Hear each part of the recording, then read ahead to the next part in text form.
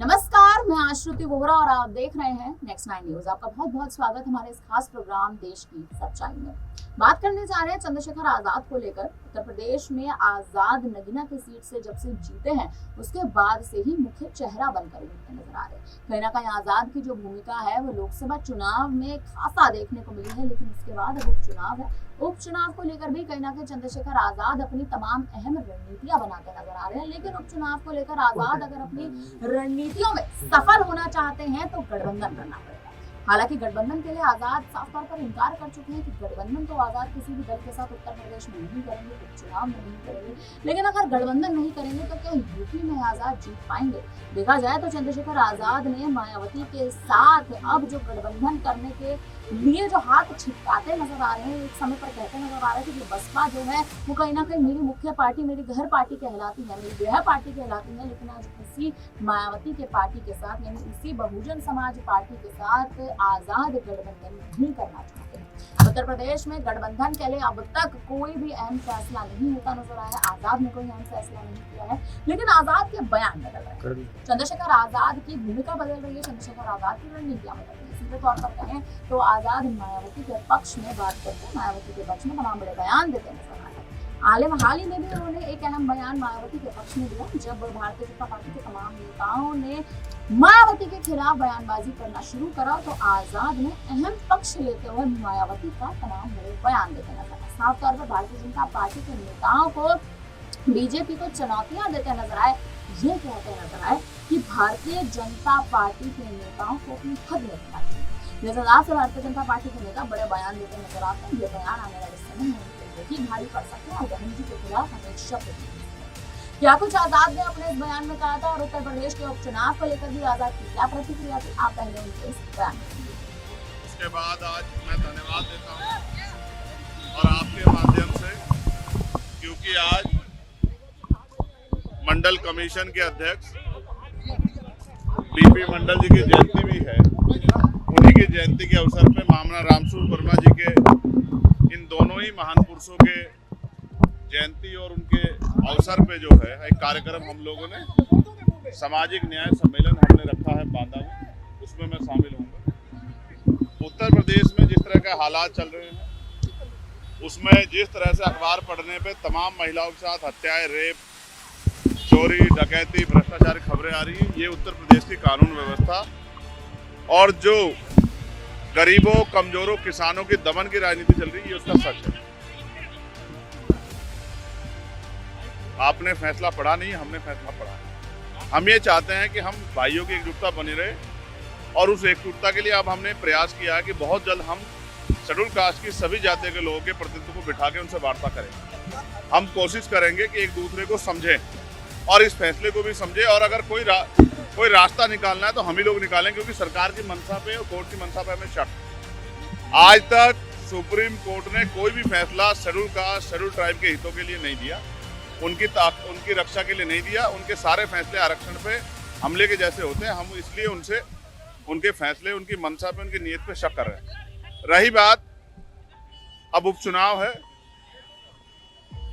मेरा प्रयास रहेगा इरफान भाई को जिस तरह से उनका उत्पीड़न किया गया है, जिस तरह से उनको सताया गया है, ये किसी से छिपा हुआ नहीं। तो मैं कोशिश करूंगा कि आजाद समाज पार्टी के जरिए हम लोग उनकी आवाज को भी उठाने का काम करें। उस विधायक को जूते से पीटना चाहिए। भाजपा के नेताओं के, कुछ नेताओं के दिमाग खराब हो गए, वो हैसियत से ज्यादा बोलने लगे और कभी कभी वो अपने नेताओं खुश करने के चक्कर में ये भी भूल जाते हैं कि इसके परिणाम क्या हो सकते हैं। बहन जी हमारी नेता है, आदर्श है, उनके सम्मान से अगर उनके सम्मान में कोई गलत शब्द कहेगा तो फिर भीम आर्मी के लोग, आजाद समाज पार्टी के लोग उससे हिसाब किताब करेंगे। इस बात को मैं उनको सावधान करना चाहता हूँ। नहीं, कोई चुनौती नहीं। आजाद समाज पार्टी के लोग मेहनत कर रहे हैं, जनता उनके साथ खड़ी है। यस, उसमें पार्टी अपनी तैयारी कर रही है और पार्टी का स्टेट का जो ऑर्डर होगा हम लोग उसको फॉलो करेंगे। तो सुना आपने, आजाद ने साफ तौर पर मायावती के पक्ष में जो तमाम बड़ी बातें करते हुए नजर आए हैं और कहीं ना कहीं एक तरह से दूसरी ओर देखें तो आकाश आनंद को, यानी जो मायावती के भतीजे हैं, उनको अपना छोटा भाई कहते हैं। वहीं आकाश आनंद की अगर बात कर ली जाए तो हाल ही में लोकसभा चुनाव के दौरान आकाश आनंद के तमाम बड़े बयानों के चलते मायावती ने उनको पार्टी से निष्कासित कर दिया था। लेकिन उसके बाद मायावती की पार्टी का जनाधार गिरता देख, यानी बसपा का जनाधार गिरता देख, मायावती ने आकाश आनंद को फिर से वापसी कराई अपनी पार्टी। वापसी कराने के बाद स्थिति बदलती नजर आई, क्योंकि आकाश आनंद बड़ी भूमिका एक निभाते नजर आए, बड़े अहम पद निभाते नजर आए। राष्ट्रीय संयोजक का पद आकाश आनंद को मायावती ने फिर से सौंप दिया और पद सौंपने के बाद मायावती अपनी रणनीतियां बदलते नजर आए। हरियाणा में गठबंधन तो कर लिया, लेकिन हरियाणा में जनाधार संभालते आकाश आनंद नजर आए। अभय सिंह चौटाला के साथ जनसभा संबोधित करते आकाश आनंद नजर आए। उत्तर प्रदेश की बात कर ली जाए तो उत्तर प्रदेश में राजनीति से दूर मायावती ने आकाश आनंद को कह रखा है कि आकाश आनंद यूपी की राजनीति से एक खासा दूरी बनाता है। लेकिन अगर मौजूदा स्थिति देख ली जाए तो आकाश आनंद की राजनीति से दूरी होना कहीं की स्थिति जो है पूरी तरह से इस वक्त उत्तर प्रदेश में बदलता नजर आ रहा है, क्योंकि मायावती अब यूपी में छिटक रही है। उपचुनाव के लिए मायावती 12 वर्षों के बाद जो बड़ा ऐलान कर चुकी है कि उपचुनाव वो लड़ती नजर आएंगी।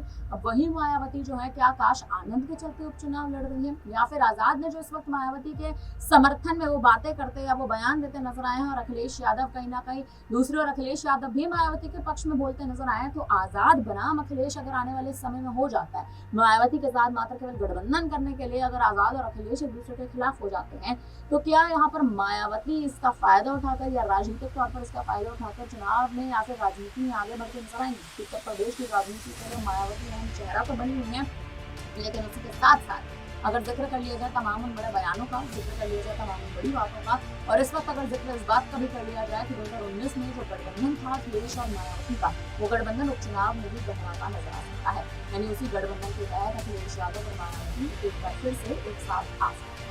देखा जाए तो उत्तर प्रदेश में जिन 10 सीटों पर उपचुनाव, कुछ सीटें चर्चाओं में बनी हुई है, और इन कुछ सीटों पर अगर देखा जाए तो मायावती ने अपने प्रत्याशियों को चुनावी मैदान में उतार रखा है।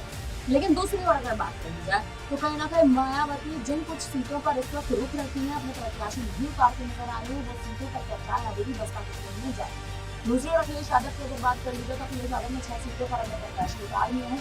उपचुनाव को लेकर यूपी में अभी तक भी तारीखों का ऐलान नहीं है। भारतीय जनता पार्टी को जड़ से खदेड़ने के लिए तमाम बड़ी पार्टियां तैयारी कर रही हैं, रणनीतियां बना रही है।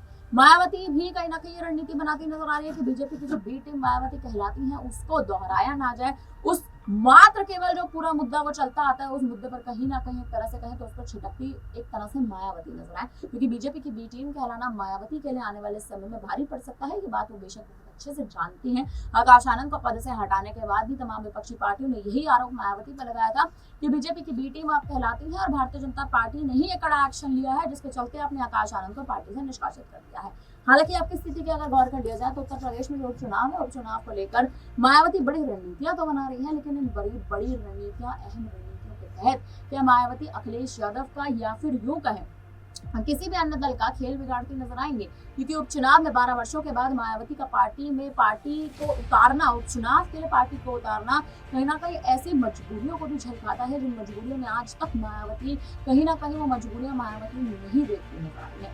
दूसरी ओर अगर देखा जाए तो मायावती उपचुनाव के लिए जिस हिसाब से बड़ी रणनीतियां बनाती नजर आ रही है, अखिलेश यादव का खेल बिगाड़ती नजर आ रही है। आजाद के अब गढ़ में जो कयासों का दौर तेज चल रहा है कि उत्तर प्रदेश में अगर आजाद को जीत दर्ज करने तो कहना है मायावती के साथ गठबंधन करना पड़ेगा। क्या आजाद गठबंधन करते नजर आएंगे या फिर मायावती जो है उपचुनाव में अकेली लड़ती नजर आएंगी? ये बहुत बड़ा ऐलान है। फिलहाल अब इस पर आप क्या कहेंगे, आप हमें कमेंट करके जरूर बताएं। आपको क्या लगता है मायावती क्या रणनीति बनाती नजर आएंगी? हमें कमेंट करके अपनी राय जरूर दीजिएगा। तमाम बड़ी खबरों के लिए आप बने रहिए हमारे साथ।